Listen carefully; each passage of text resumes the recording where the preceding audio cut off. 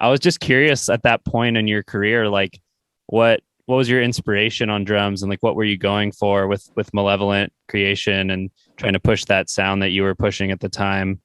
Um, what was the Yeah, mindset going into that? I'll take you back a few years actually. So Mm-hmm. in high school, as we were talking about before, I grew up in a very musical household, so I was familiar with Steve Gadd and Tony Williams and Elvin Jones. And I mean, like the list goes on. And Vinny, even like Vinny was just starting to come onto the scene. Terry Bozzio with Frank Zappa. So I was exposed. Steve Smith, Journey. Mm-hmm. Mm-hmm. So I was exposed to a lot of these players as I was growing up. So when I got my own band together, I grew up playing with my brother and my cousin when I was young, like 8, 9, 10, 11 years old. I was playing in clubs. What'd your brother play? My brother played guitar. He's 9 years older. My cousin played bass. He's 6 years old.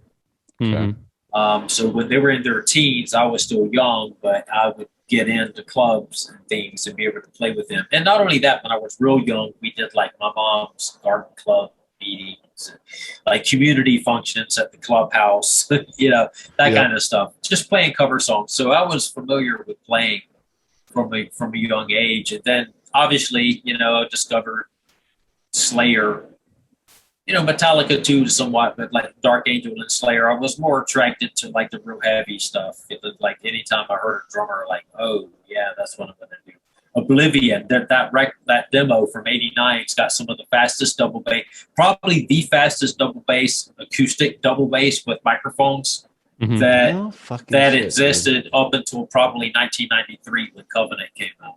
Wow. Yeah, I gotta check that out. It's got some. It's only 1 or 2 sections on the whole record, but it's like, whoa, So I remember listening to that, and then, obviously Angel of Death, and then hearing Terrorizer and Napalm Death and Wolf Angel. So I immediately went down that road. So those were like my influences, but because I was influenced on the other side of things, like listening to Tony Williams, I kind of had this, like, almost, I don't want to say fusion, kind of flair in my playing.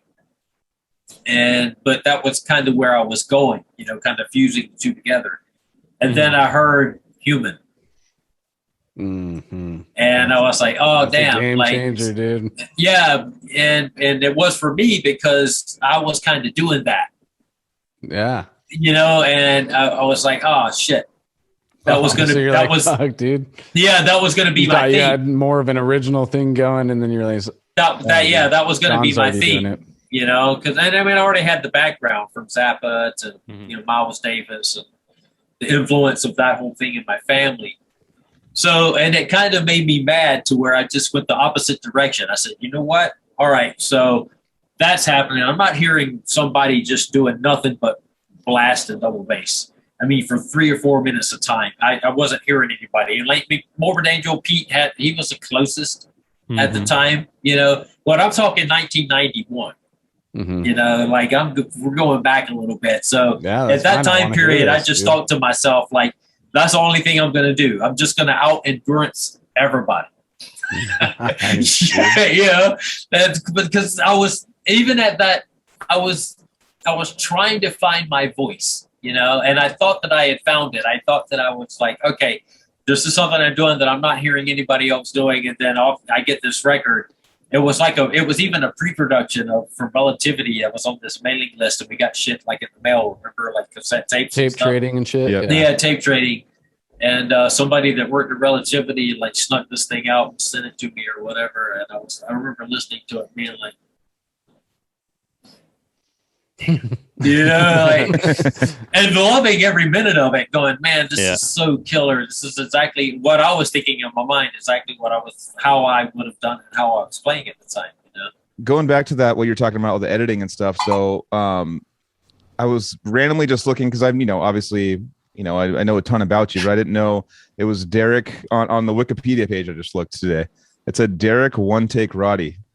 So that was that like, is that like an actual nickname that you use? And 2, did you do that in most of your recordings, like with bands, like with like Hate Eternal and stuff? Was it one take that you were running through? Yeah. It's funny. It's not anything that I came up with. I guess who actually made it popular was Eric. Yep. Rutan. So, but I've kind of been called that my whole life. I mean, it was just like it's like, you know, when people like, my name's Derek Roddy, so people kind of call me D-Rod, right? Yeah. And it's kind of something that people have done everywhere, all over the world. D-Rod, whatever, you know. I think One Take was kind of that same thing for people that have ever recorded with me, because I could just kind of, I would rehearse stuff to the point to where I would just record it and it was good. You know, Yep. There was no sense in trying to punch in or whatever. And I'm very familiar with the studio. I just grew up in that environment. So when we did In Cold Blood, that was interesting, because I packed my drums, I put it in my car, we drove over to Moore Sound, set up, and we started getting tones together. I remember Scott from Ass Suck was an engineer, and Steve, sorry. And he was an engineer, and Scott Burns was producing it, right? So he put all the mics on, and we started getting tones together, and Scott came in after, everything was pretty much mic'd and ready to go. And he was like, all right, so you guys like maybe just run through a song and let's see what, for tomorrow we'll be ready to go, right?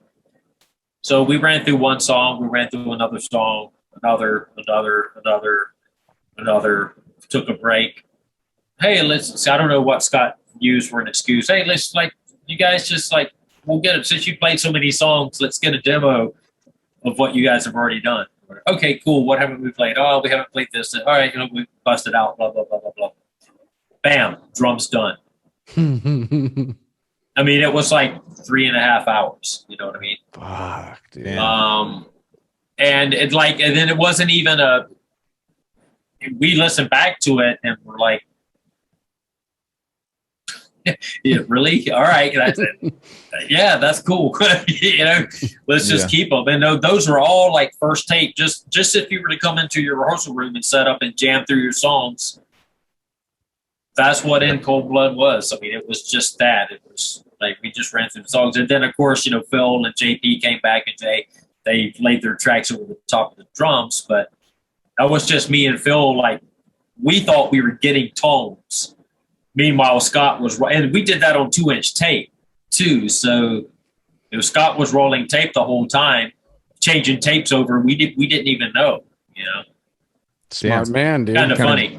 That's why he's fucking Scott Burns. Dude. Exactly. I think that's how he captured a lot of stuff. I don't think these guys knew that they were actually recording. Well, that just reminded me now. This is what you're doing with the Serpent's Rise guys. You're exactly. Yeah. You're taking that Scott Burns approach, and you're just trying to capture the magic without even the magicians realizing that they're making it. That's kind of the idea. Yeah. That's super fucking cool, dude.